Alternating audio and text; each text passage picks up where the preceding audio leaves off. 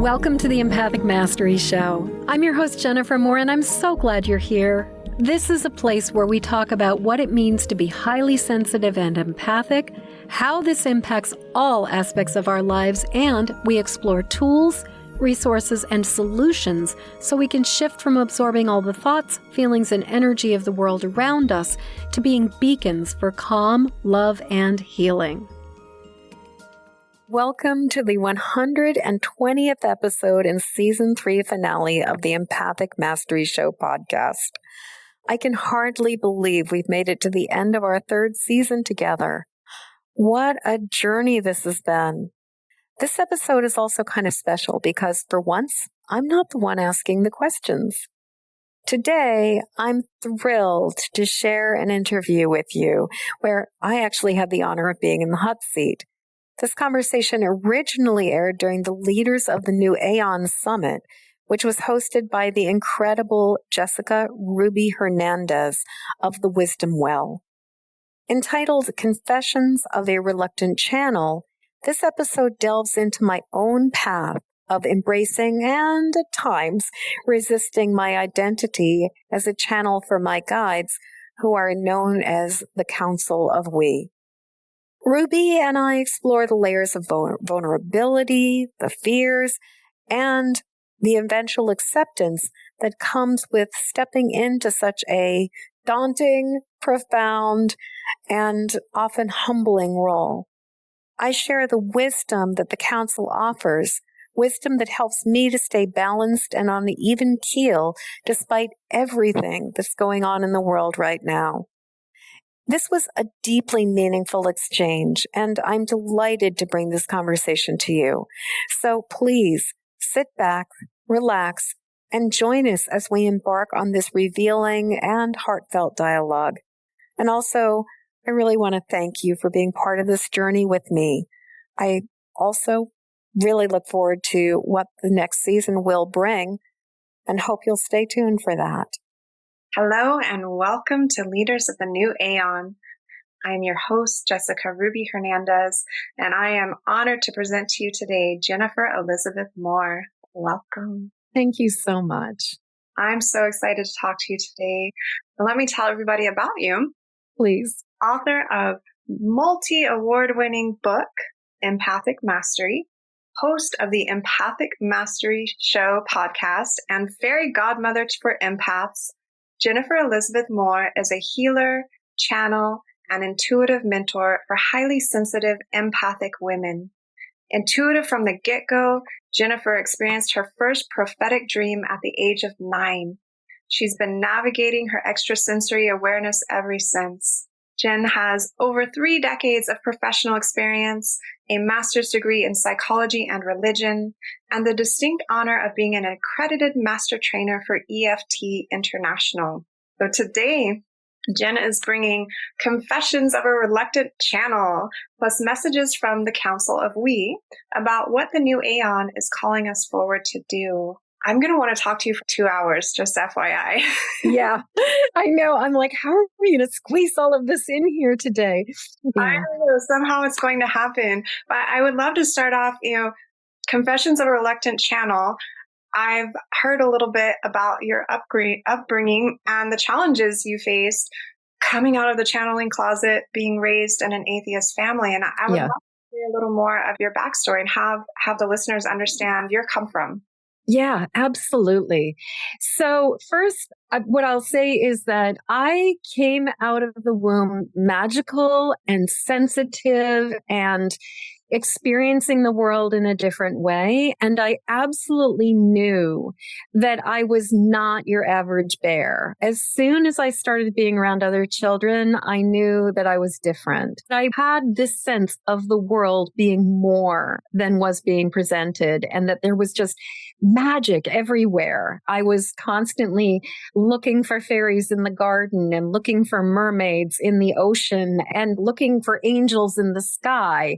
And yet at the same time, my mother had been raised Catholic, but for a number of reasons, at the age of about 21, my mom decided to leave the church and never look back. And part of it was my great grandmother was Episcopalian. Because she was Episcopalian, the Catholics were saying to my mother, well, she'll never go to heaven because she's not a Catholic. And her father was also not Catholic. As she got older, she found the hypocrisy of this idea that as long as you were Catholic, you could do anything. And just as long as you went to confession and said X number of Hail Marys and Our Fathers, you'd be all good. While her father, who was probably one of the kindest, most loving, wonderful people she'd ever known, and her grandmother, who was also just this really remarkable human being, they were somehow going to go to hell because they weren't raised Catholic. So by the time my mom was in her early 20s, she was like, I'm out of here. But we're talking the mid 50s at this point in time that my mother did this. And my mom didn't really have any options outside of just jettisoning from this faith that she had been deeply devoted to, really, really loved. And yet the hypocrisy and the confusion for her made her go, okay, I'm just throwing all of it away. So by the time I was born in the early 60s, my mother was pretty solidly scientific model. If you can't see it, it isn't real, except she loved flower fairies. She adored flower fairies, but also there's no such thing as God. And pretty much, yep, that can be your lovely imagination, but that's imagination and this is science. And my father had been raised by secular atheists as well, who had come up from the South and had sort of broken away from their family traditions and came up north to be intellectuals. And my grandfather was a poet and a doctor. My grandmother was an early childhood education person. And so my father was raised in an intellectual atheist household at a time where people were not like that. Both of my parents were in many ways trailblazers and also outliers. They were rebels. They were doing things like they were going against the grain. So as a very little girl, I had the experience of being in lily white Northeast America, going to a place where we had more churches and banks than anything else. Children would always be like, what church do you go to? What do you believe? And I would say, I don't go to church. And they would be like, do you believe in God? And I'd say, no, I don't believe in God. There is no God. And that was just something that was really strange. But I knew instinctively, intuitively, there was this feeling inside of me that there was something. I was also, interestingly, born on Christmas Day. I had this really intimate, there was something very magical about that. And I always sort of felt like, oh, I was born on this day for a reason, because I was born 3 weeks early. I was born way ahead of my due date. And I came out on Christmas Day. And I had always had this sense of, there's this reason for this. But basically, I grew up in an environment where I was constantly being told that anything that was unseen, anything that was intuitive, anything that was extrasensory or outside of the norm was imagination, and that it could be justified or explained, but that it didn't really exist. And yet I was constantly sensing this unseen world, but I didn't necessarily have anybody backing me up.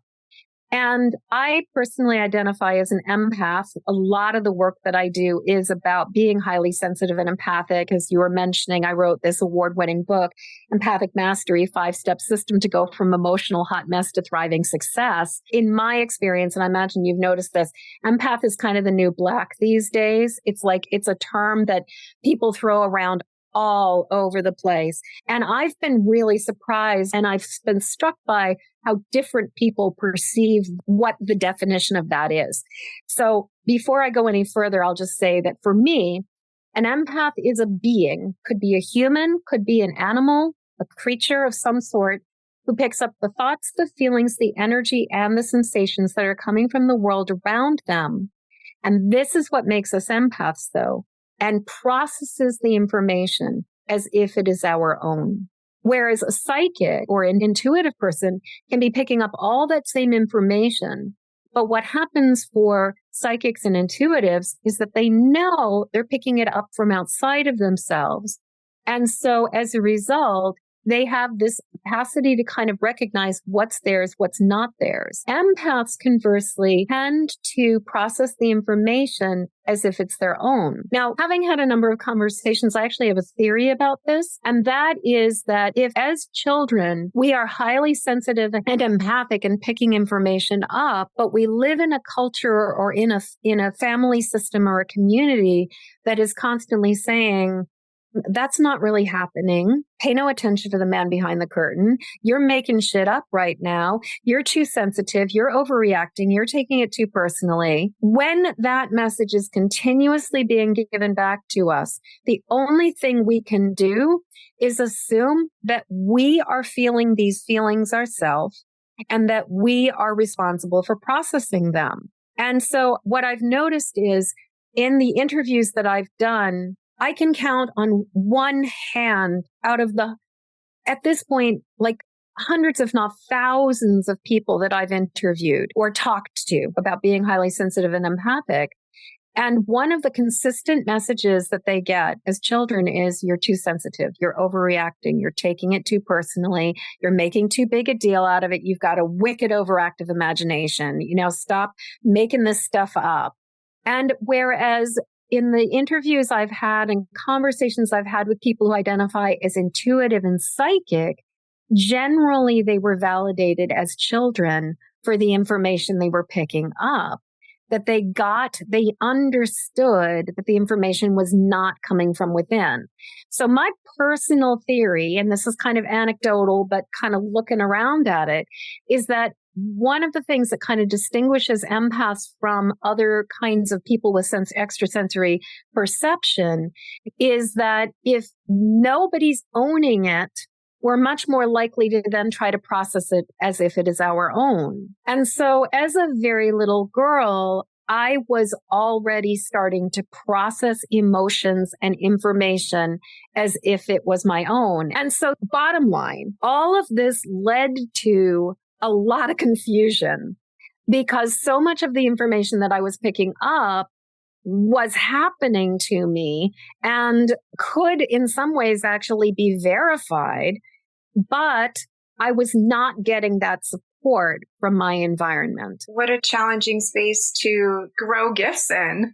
Yeah. I think though, and one of the things that as I've been working on this new book that's going to be coming out anytime between possibly September and May, but this new book, Empathic Evolution, the council was talking about one of the blessings that has come from me being raised in a very scientifically oriented background and in a background where there was a lot of scrutiny, is that the benefit of what I experienced is that I never just took my own abilities for granted or just took them at face value. There are some people who are really confident that God told them to do certain things. And I mean, if we look at the history of mankind, there are a lot of atrocities that have been justified because God told somebody to do something.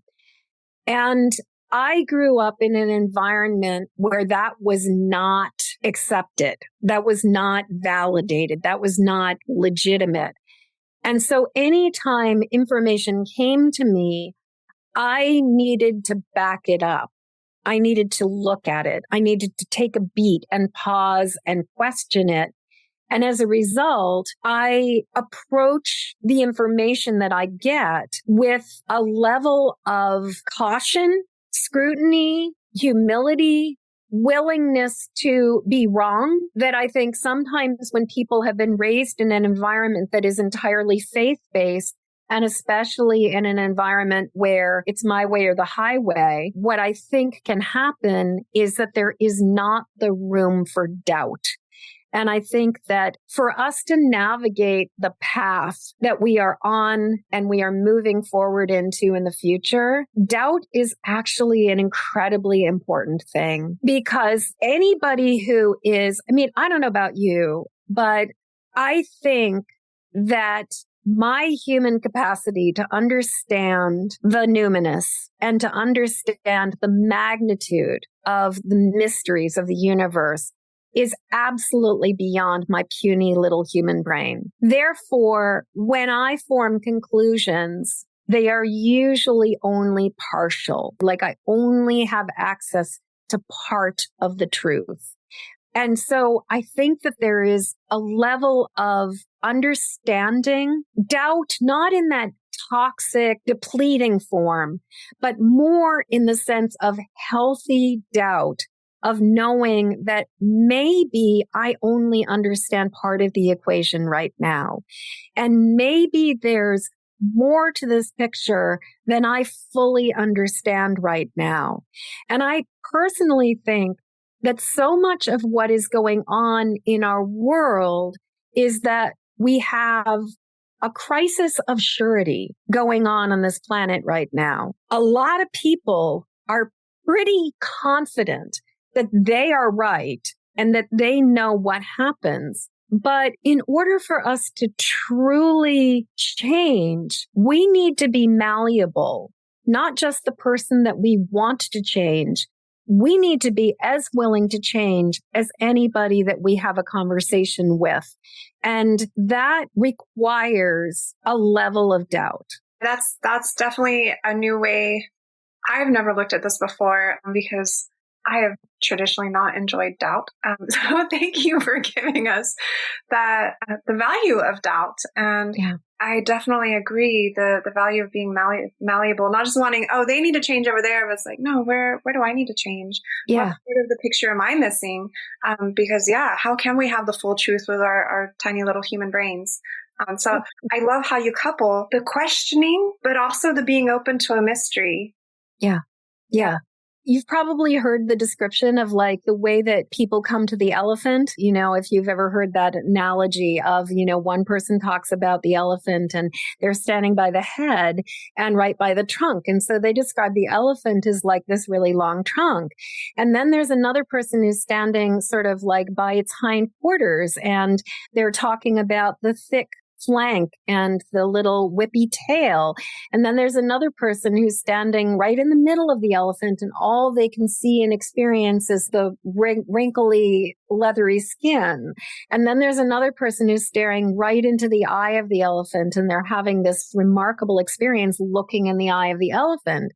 And every single person is like, this is what an elephant is. What we often do is we talk about the elephant, and kind of ironically, the elephant in the room, that paradox. But we talk about the elephant as if we know the entire elephant when we don't know the entire elephant. When I was in graduate school, when I was in seminary, I had this absolutely wonderful teacher who is now on the other side, but his name was Jerry Hanspicker. And Jerry was so wonderful. And Jerry was all about communication and about finding ways to communicate with each other. And so one of the books that he had us reading was an exploration about Martin Buber and his work on the concept of the I-thou relationship. What I took from this class and came to understand is that in order for us to be able to have any true conversation, we must be vulnerable and we must be willing to change. We must be willing to recognize and to be as curious to understand where somebody else is coming from as where we are coming from. And as long as we enter into a conversation knowing that we know, we will never be able to ford the gap. We will never be able to get past the divide because we are so strong in our convictions. And this was so revelatory for me because it felt like such an incredibly important thing to understand that if I want to have a conversation where I'm hoping for the best possible outcome, I need to be willing to be open to the possibility that there's something far greater than what I can imagine is the best possible outcome. And this even goes into the idea of the way our brains work. As long as we think in terms of either or and the binary of it's going to be either this or it's going to be this, what happens is we limit ourselves and we kind of have this kind of very reactive response where it's kind of very black and white thinking. But as soon as we start being open to brainstorming for even a third possibility of like, what could happen? What could we possibly do? All of a sudden, the floodgates open and there become a myriad of possibilities that become available and all kinds of solutions.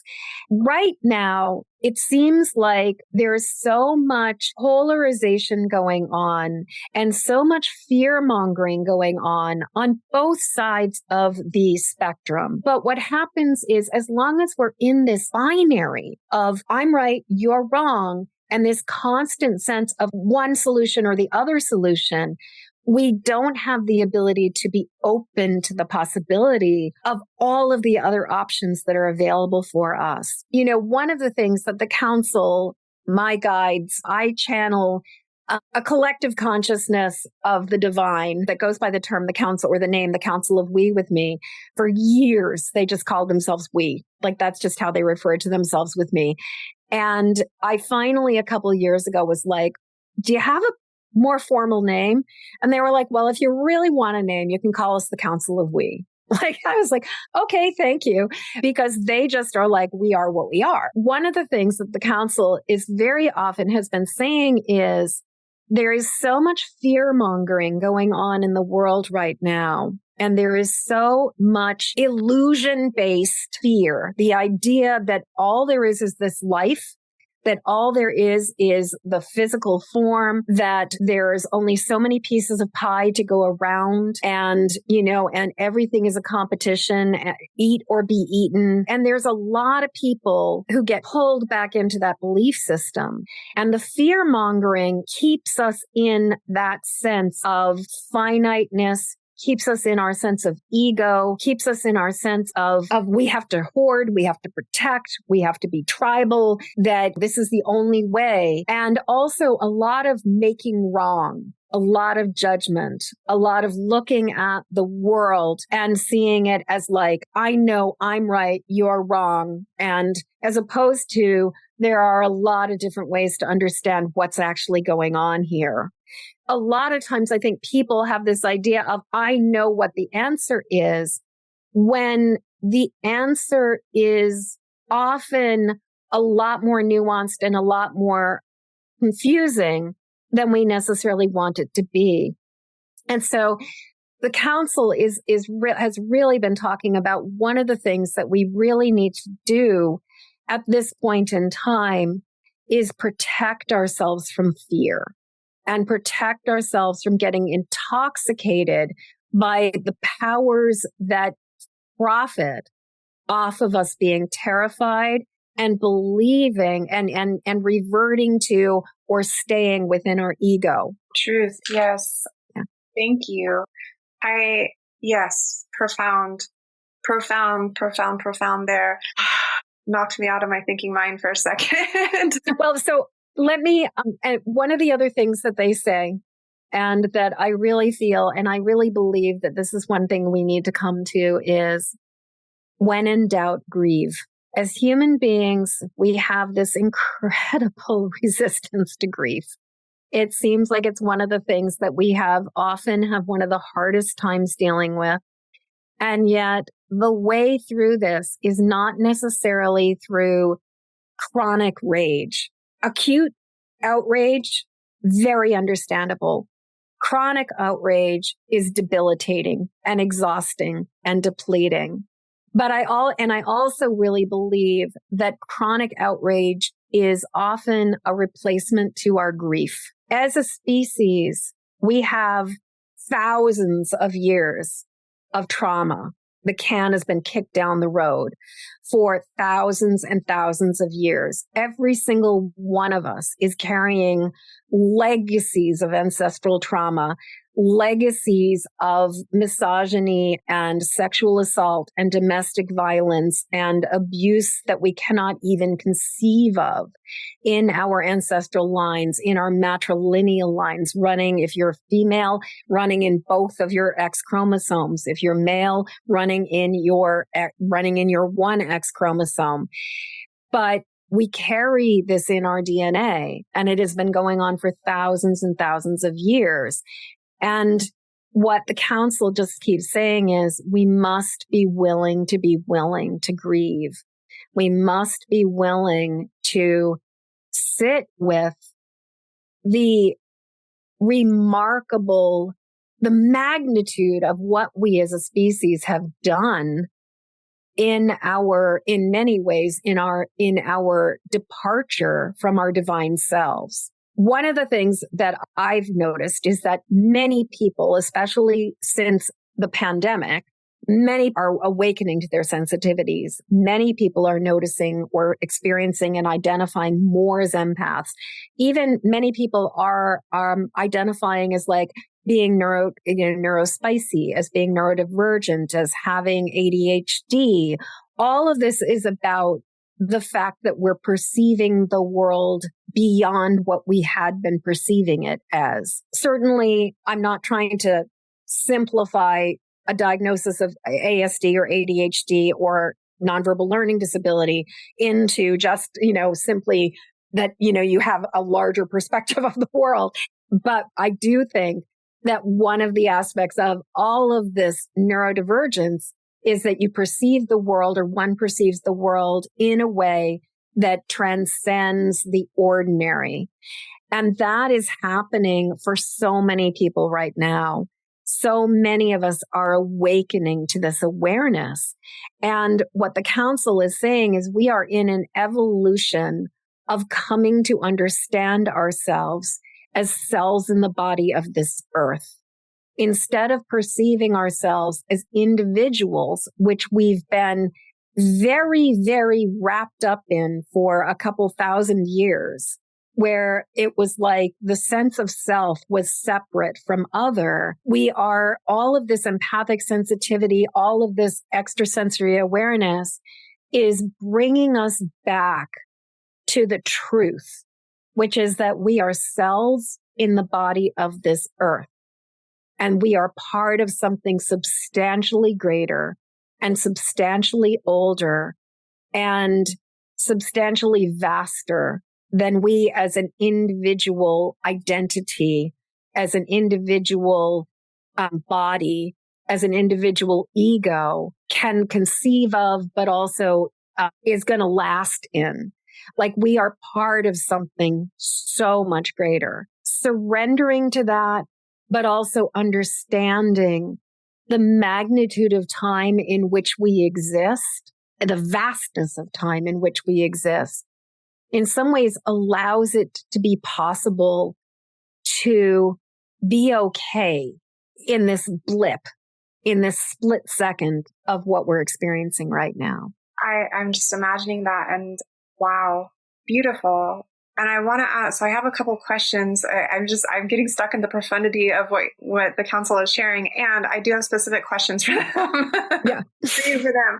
Which one do I want to ask first? I think so you mentioned we need to be willing to grieve. Yes. How do we do that without getting stuck in despair?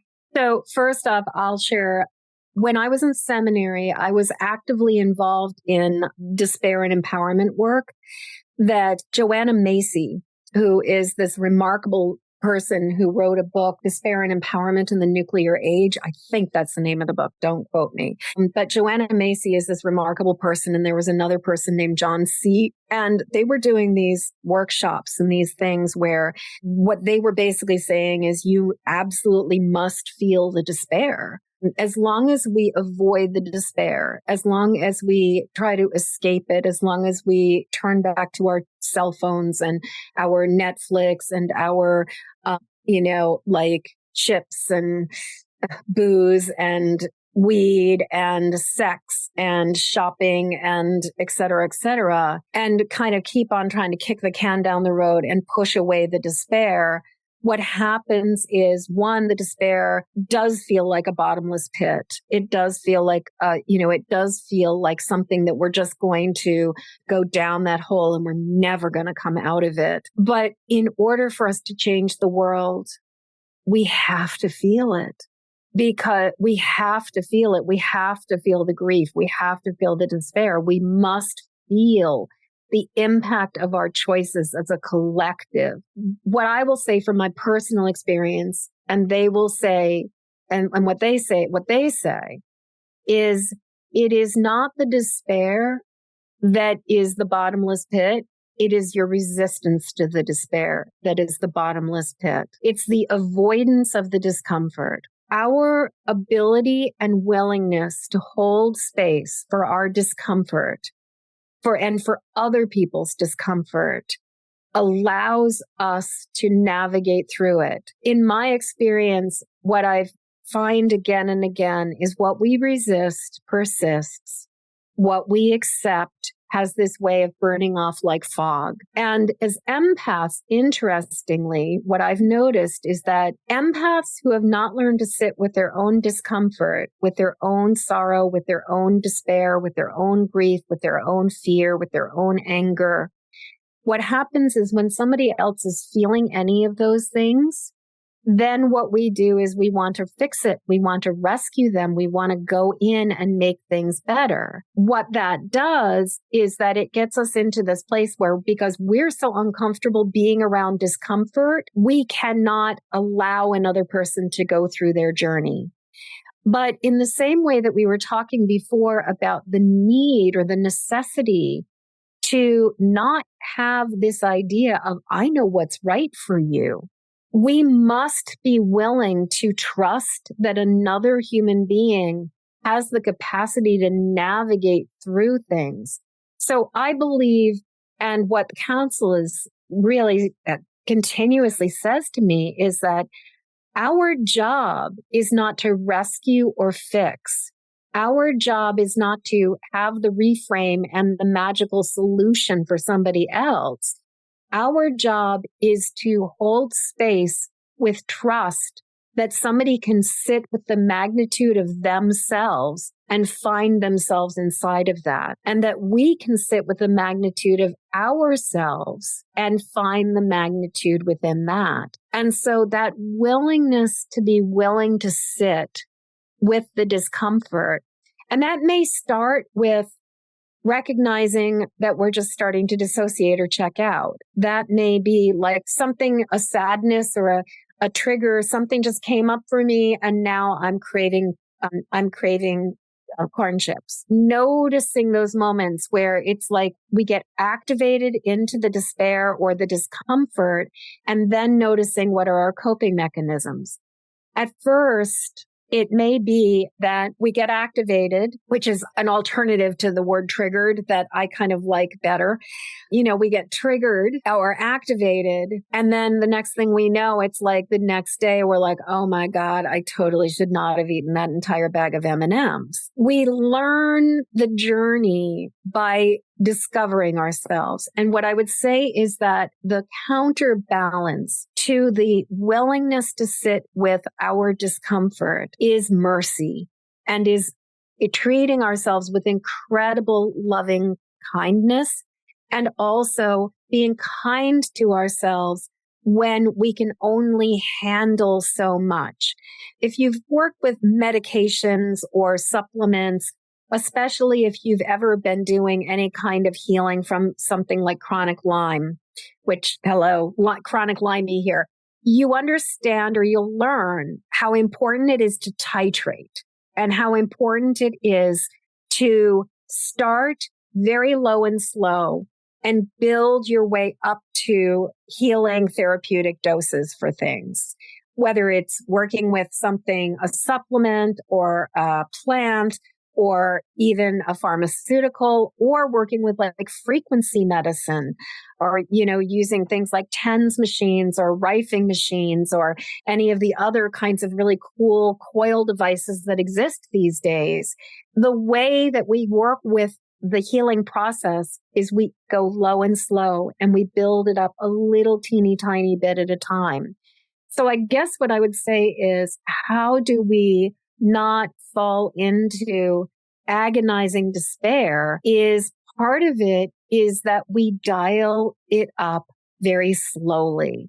We don't just go and say, okay, let me at it, and I will say, as somebody who as a younger person quit a lot of things cold turkey and really went through some pretty gnarly withdrawals, that there is a lot to be said for gradually introducing something to our system and gradually decreasing something from our system. Absolutely. Yeah. Thank you for distinguishing that and bringing in the titration. I think that's very important too. And that actually leads really well into my next question I had is, what are some of the tools that are, you mentioned a lot more people are awakening, are becoming more aware of more than what's seen by the eye. What can help those people? Maybe what kind of tools did you wish you had when you were awakening your gifts? So I'm just sort of sitting here and thinking about them. I mean, this is such a big, big question. First thing I want to say is one of the things that I was constantly told when I was younger is just let it go. And that was so unhelpful. I can't even begin to tell you, because I did not know how to let things go. I had no idea what that even looked like.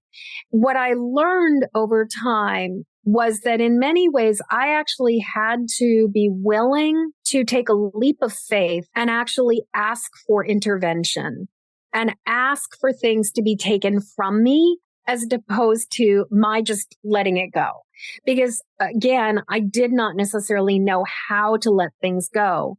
So one of the very first steps for me, and coming from a doubting atheist background, that willingness to say, I'm really having an incredibly hard time here, and not intellectually, but those moments. And if you've ever had an experience in your life where you have really hit that place of, I am so effed and I have no clue how I'm going to get myself out of this, where you come to that place of just that deep, soulful agony, that cry to God, to the divine, to whatever name you want to use for divine source, but where you are like, I need help. But there's an earnestness to that question. It's about that place of pure, raw, vulnerable desperation where you've got nothing left to lose and you ask for, and we ask for help. We basically say, please, please, please, please help me. Please show me. Please give me this next piece. And I know from my own experience that innocent, raw, childlike willingness, vulnerability to just say, please help me. That's in many ways really the first step, because approaching the divine, approaching and being open to the possibility that there is something greater than us that actually has a much bigger clue about what's going on than we could ever dream of having. To me, that vulnerability, that willingness, that capacity to take that incredible leap of faith and not try to look good, but just really, really ask sincerely from the depth of our vulnerability. I actually believe that is really what's needed.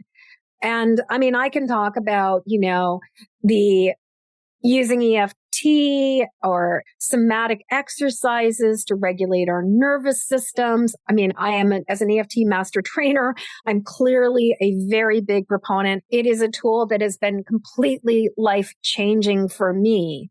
And if I had not been at a place where I was willing to try anything, I'm not sure that even having the best tools would work.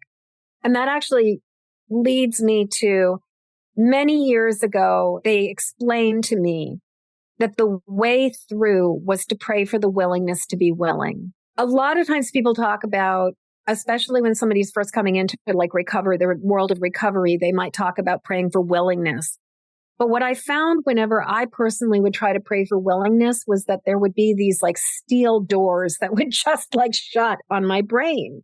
It was almost like asking for willingness meant that I was going to have to give up the thing that my ego was not ready to give up. But what I noticed was that there was this magic when I added a second willingness to it. So instead of praying for willingness, what I have found personally has been praying for the willingness to be willing has allowed me to do things and to move through things and to move beyond things that just praying for willingness alone has never done. And so a prayer that came through me many, many years ago that I've been working with now for something like 3-4 decades is God, Mother, Father, God, Divine Source, whatever name you want to use. Grant me the grace to receive your grace, and please show me the beauty way. And please grant me the willingness to be willing to walk that way as it is revealed. And that willingness to be willing has allowed me to do so many things and to transcend or to get beyond my ego, as well as to approach the tender egoic part of myself, the part of me that is still healing from being bullied as a kid and is still trying to navigate, and especially in the world of social media where it's like, how many likes do you have? All of that stuff, that mercy for that part of myself, like treating that part with as much love and as much compassion, but also that thing of like, you know what? We're going to, as a species, we're going to continuously take one step forward and then 2 steps back and then 2 steps forward and 1 step back. And eventually we just keep on moving incrementally forward. One of the other things the council has said many times is that you are not the 100th monkeys. You guys, we are not the terminal point on the chain. We are probably, many of us will not even be alive when the new Aeon really fully comes into existence and fully comes into being. We are the pioneers. We are the way showers. We are the ones who are preparing the way. And our job is to learn to, and this is one of the things that they just keep explaining is, our job is to regulate our nervous systems. Our job is to address and heal our ancestral trauma, our individual, personal, egoic trauma and stuff that is coming from this life, as well as all of the karmic past life events and things that get us bogged down and keep us from being able to navigate the path. How do we do this? Big fan of EFT, big fan of Brad Nelson's emotion code, body code, belief code. Also, there are just so many amazing modalities. Also, hypnosis, particularly. I'm a really big fan of Dolores Cannon and QHHT, quantum healing hypnosis.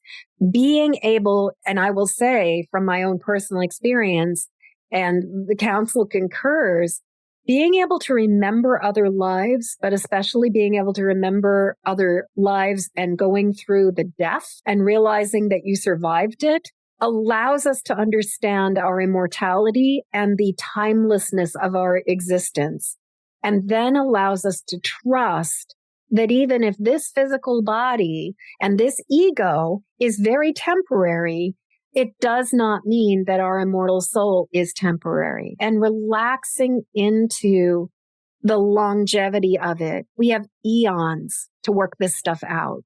One of the things that they've really shown me and they've explained to me is that if time is an illusion, and if energy and time and matter and our understanding of linear time is just a construct, and that really all things exist simultaneously, What that means is that you and I are here right now.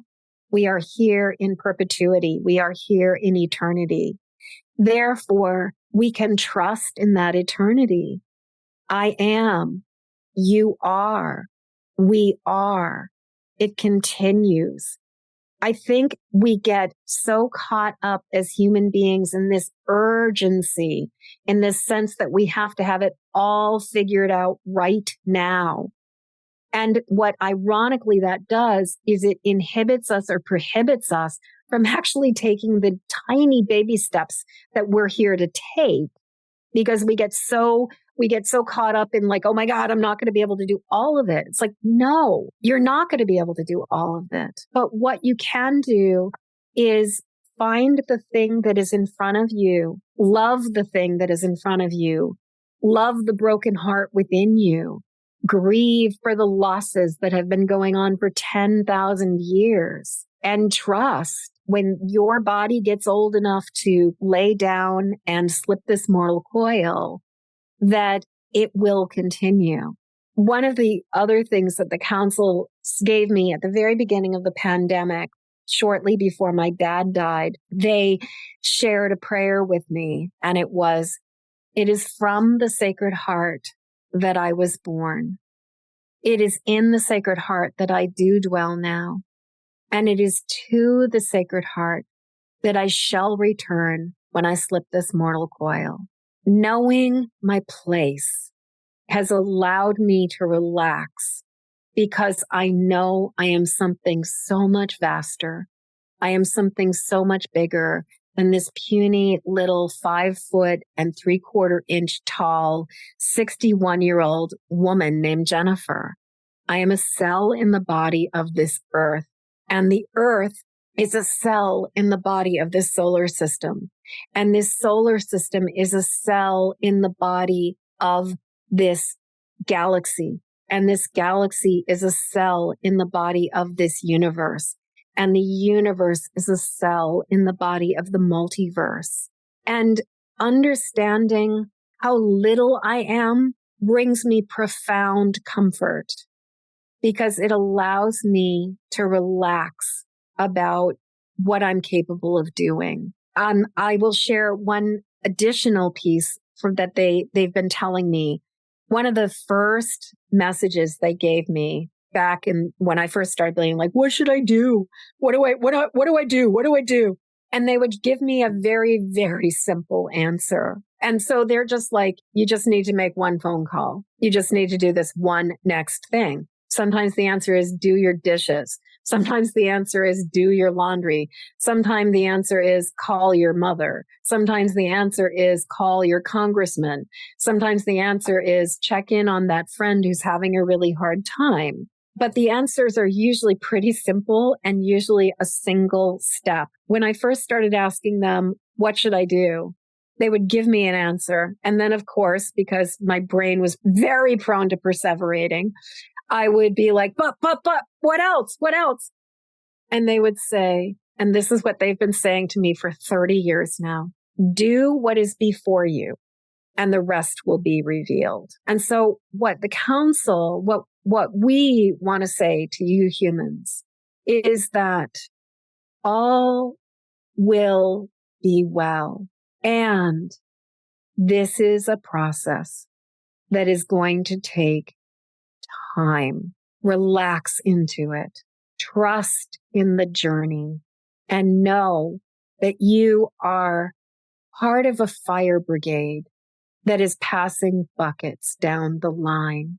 And you are not nearly as close to the flames as you would like to think you are. And the part of you that thinks you are so close to the flames, that is ego. Just keep passing the buckets and trust, because all is right now and all there is right now. Thank you for, I keep saying the word profound, the simple and profound wisdom from your own experiences, from the council's guidance. I think this is very meaningful. And even just hearing you say this for me is as a reminder of like, okay, everything's okay. Everything's okay. I mean, the truth is we're going to die. And one thing I've certainly noticed within the world, like there's so much aversion to death, which is such a joke. There is one guarantee in our existence, and that is we're going to die. There's a joke I love, which is life is a sexually transmitted disease, is a fatal sexually transmitted disease. It's like, it's inevitable. It's inevitable. And yet we fight it. We fight it. We fight it. The thing is that if we understand that we are something so much greater than this one incarnation, and that we are so much greater than this period of time, it is so much easier to trust in the journey and the evolution of our species and the evolution of our planet. One of the things, as I was working on the book, that they were really clear about was that they were like, you humans perceive yourselves as separate from us. You think of yourselves as so bad and so awful and the cause of all of the problems, but you are part of us, and your journey is part of our lessons and part of our evolution. And we are in a process that takes substantially longer than you humans could even imagine or conceive of. I had this experience when I was in Arizona. I was in Sedona many years ago, back in 2008, and we had climbed Cathedral Rock where the Kachina of Wisdom is. And I had gotten up to the vortex where the Kachina is, and I'd been praying. It was right before the presidential elections. And so I'd been praying for the best possible outcome the entire time. And I was like praying with such earnestness, like praying so hard. Like I was praying so hard. And I got up to the top of the summit and I put my hands on the rocks and I said, hi. And I introduced myself to them. And I was like, hi. And they said, I could hear it so clearly. They said, we mean you no disrespect, but please allow yourself to be insignificant. And then what they did was they showed me the vastness of time. And they showed me how they were a blip in the radar of time. They showed me how young the canyons that they were. They showed me the process, and they were like, you humans get so caught up in something that's happening over the course of a couple years. And yet the magnitude of this journey is millions and millions and millions of years long. It's all going to be okay. Yes, there is collateral damage. Yes, human bodies die and die and die and die again. As they say, it's a feature, not a bug. There's nothing wrong with that. It allows you to grow. It allows you to transcend. It allows you as a species to evolve. It also allows you to take the lessons from the previous life and bring them forward into the next. If there's anything to pray for, it is to pray for the capacity to retain the lessons from the previous incarnations as you reincarnate into the next. Beautiful. Yeah. Beautiful. Wow. That's why I think that kind of explains, when I'm in nature and I'm standing next to like 100-foot tree and just feel so amazing and at peace, feeling small next to this tree. And I've never been able to explain it. And I think you just did. Yeah. One of the things that they tell me, if I'm getting all bajiggity and if I'm getting all caught up in the human mishigas, which I'm so good at doing, I come from a long line of high strung, emotional hot messes. But one of the things they'll tell me to do is just go outside and look at the sky. Just go outside and look at the sky. Go put your feet on the ground. Feel yourself as part of something greater than yourself. Go and listen to the birds. I'm really blessed to live in Maine and to live in horse country, and I have wetlands at the front of my land. And so right now, all the red-winged blackbirds are just singing these symphonies. And I go out I just go stand and I listen to the red-winged blackbirds. They are joyful. Or this time of year, especially when the moon, right at the next full moon, all of the coy dogs and the coyotes that live in the woods, like the packs of them, they will sing the song of their people. And they will sing there is this joyous, joyous cry, these howls of just pure delight that they sing to the moon as spring comes. It's like, go listen to beings that are not human and let them talk to you. The new aeon is happening with everything. We humans are a minuscule fraction of the evolution and of the aeon. And we are not the midwives of this aeon. The earth is the midwife of this aeon. The whole thing is the midwife of this aeon. And it's okay for us to just do our little part. Which I will also say that one of the things they also really want to remind us of is we are so focused on distress right now that we are forgetting to focus on pleasure and delight and joy. And yet at every single moment, there is as much joy happening as there is despair and destruction. I guarantee you right at this very moment, somebody is finding their beloved who they have been waiting for and pining for. They're staring in the eyes of their loved one and going,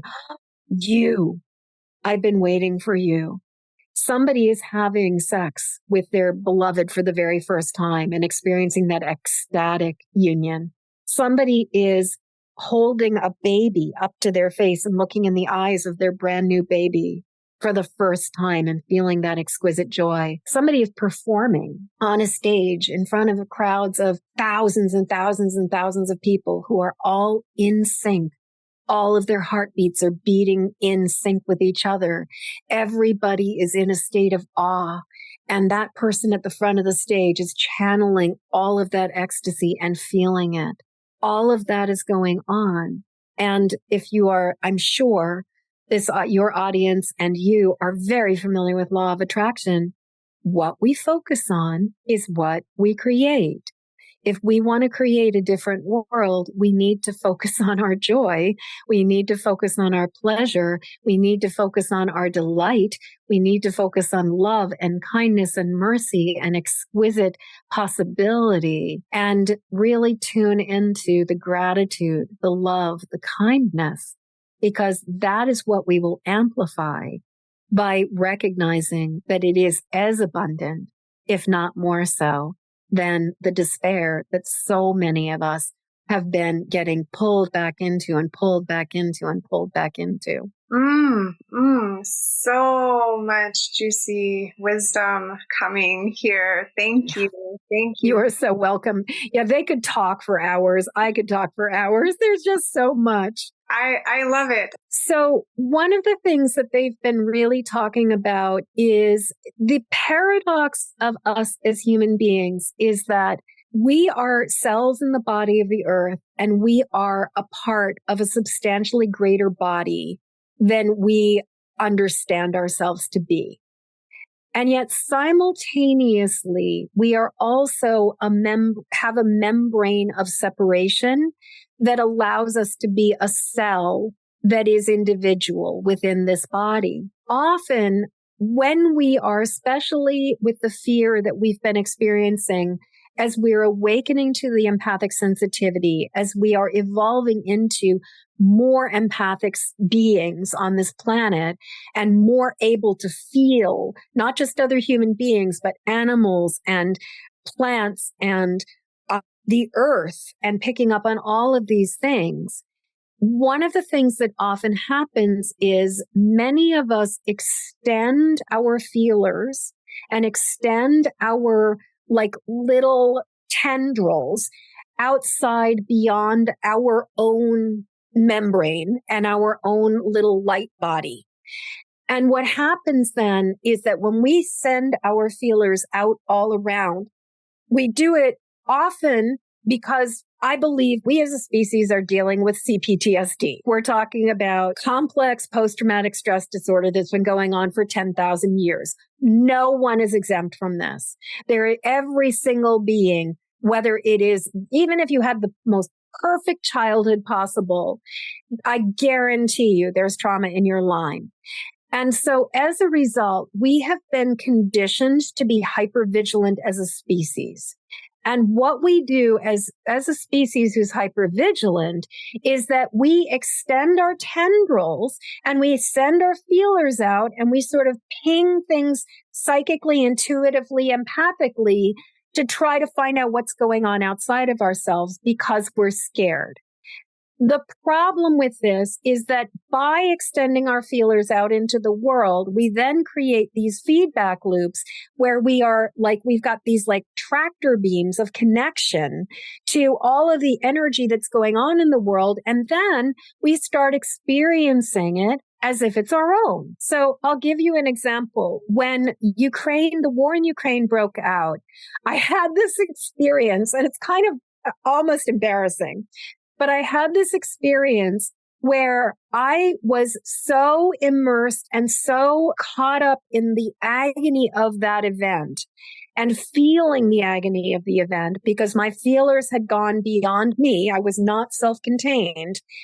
And so I was having this vision. I kept having this vision of myself with my cat carrier, my 2 cats in the cat carrier, and my dog Lilu, who's this sweet brindle pug, on a leash with my little wheelie Samsonite bag, walking down my road to evacuate my home because of, this evacuation that was happening. I had to really check myself before I wrecked myself and was like, Jennifer, you are in one of the most stable, safe places on the planet. This is not happening to you.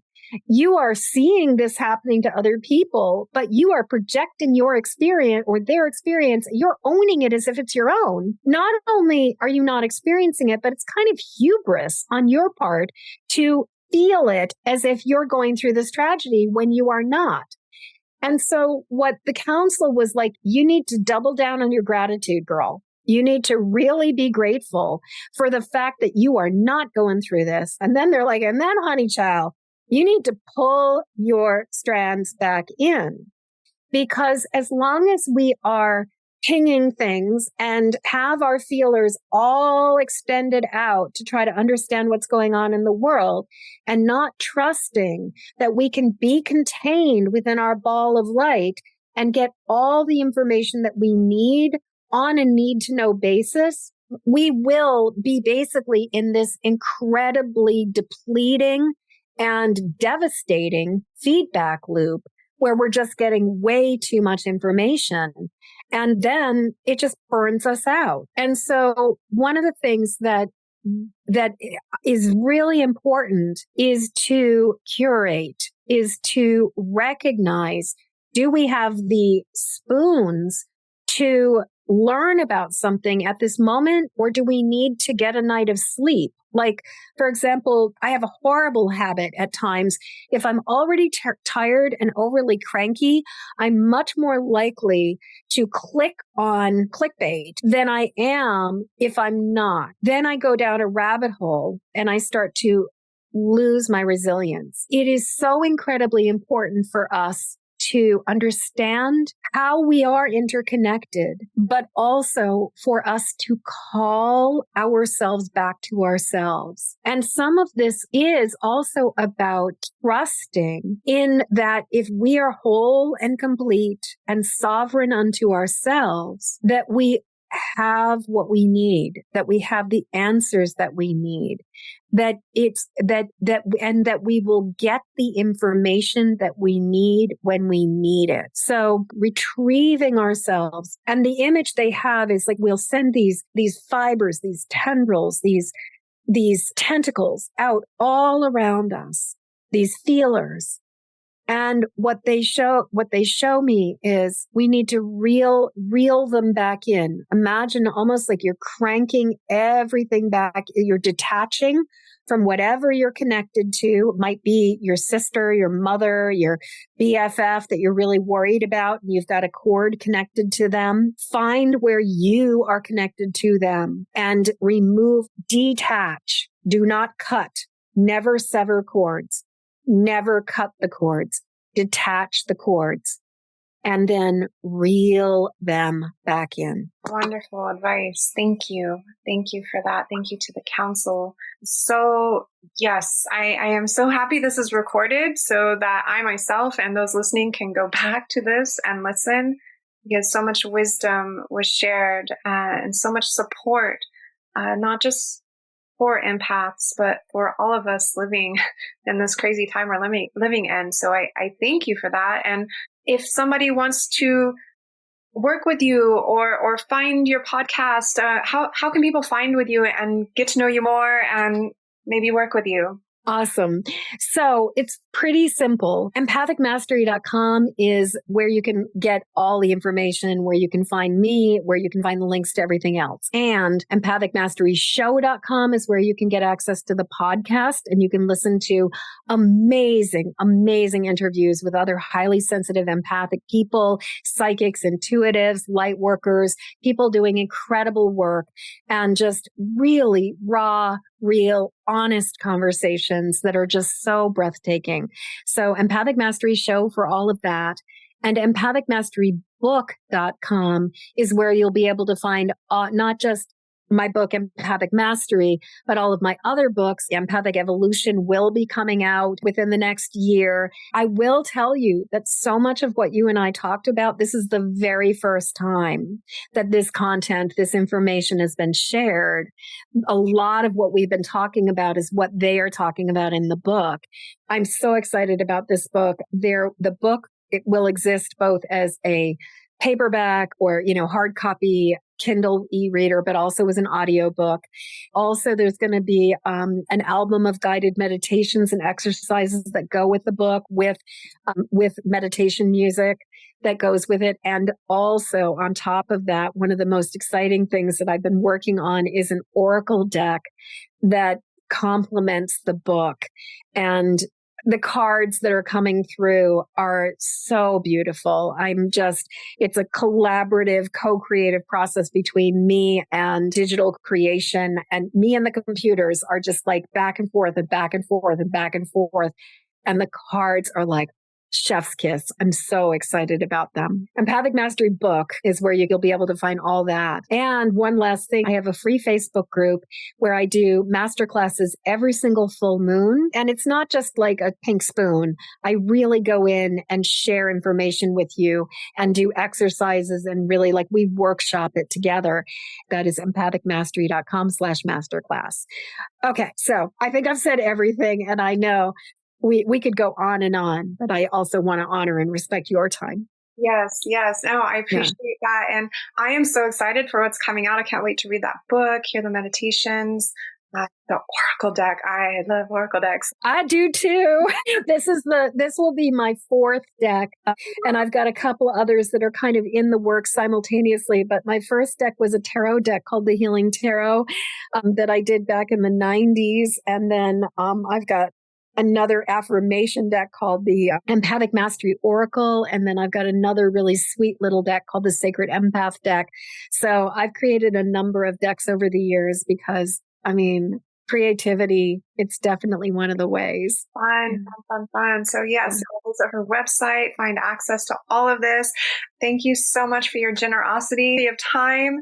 Thank you for sharing the wisdom of the Council of We with us and all of your wisdom as well.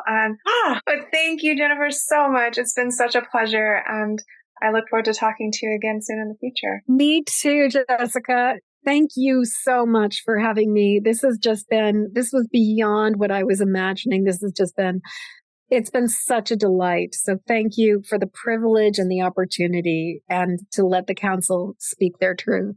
Absolutely. My dear listeners, as we wrap up this special season finale of the Empathic Mastery Show podcast, I wanted to take a moment to share some personal news and updates with you. So earlier this year, back in February, just 2 days before her 89th birthday, my family experienced the death of my mom after a 15-plus year decline from dementia. To put it mildly, this has been a profound journey. As you might imagine, her passing has been bittersweet. Not only did it bring the inevitable grief, it also brought relief. We have lost her by increments until all that was left was this sweet obliviousness and unconditional love, despite the fact that she had no idea who any of us were. As you probably know or may know, grief is never predictable. But one thing that is pretty common is that it's also very exhausting. And I often feel like goo inside a chrysalis these days. So I am taking time to recalibrate and reevaluate my path forward. In honoring this process, I've decided to take a break from the podcast for the rest of the summer. This will give me a chance to reflect, recharge, and give me the space, time, and energy to heal and grow. I will continue to offer monthly masterclasses over in my Facebook group, the Empathic Mastery Circle. And you can sign up for free by visiting empathicmastery.com/masterclass. My intention for the Empathic Mastery Show is to return in a few months with fresh energy and new insights for Season 4. I'm deeply grateful for your understanding, patience, and continued support during this time. Your presence means the world to me, and I look forward to reconnecting with you with new episodes in a few months where we share more heartfelt conversations, inspiring stories, and empowering guidance. So until then, please take gentle care of yourselves, and may your season be filled with peace, joy, and abundant blessings. Thank you so much for being part of this incredible journey with me. I really appreciate you.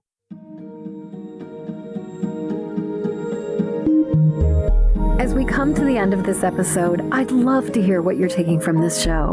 Please jump over to empathicmasteryshow.com to leave your comments.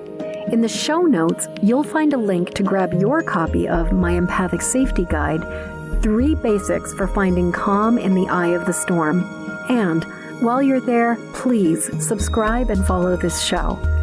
And thank you for your help sharing this show with the people who need it. Please help me to spread the word and send this podcast to friends or family members who need support living as highly sensitive empathic people. Then join me again when the next Empathic Mastery Show airs. Okay, one last time. Hop over to empathicmasteryshow.com for your Empathic Safety Guide. And until next show, shine on. We need you and your gifts here on this planet. So please don't judge your empathic rainbow by colorblind standards.